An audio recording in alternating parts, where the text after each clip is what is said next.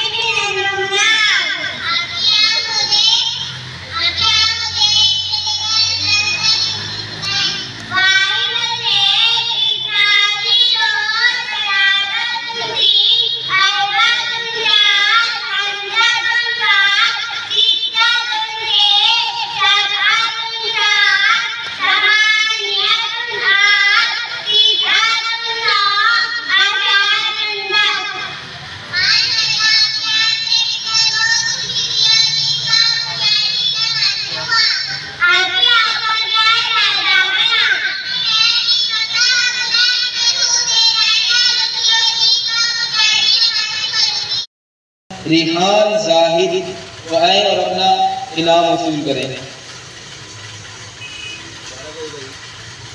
कौम क्लास में कुल 10 तलबा हैं। 10 के 10 तलबा ने इम्तिहान में शिरकत की और अल्हम्दुलिल्लाह तमाम तलबा कामयाब रहे।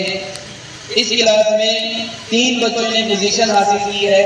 तीसरी पोजीशन हासिल करने वाली बच्ची का नाम है नीरज अकमल, वो ज़ैनब हामिद, वो आए और अपना इनाम वसूल करें। हासिल करने वाले तलब इल्म का नाम अय्यान गुलजार, वो आए और अपना इनाम वसूल करें।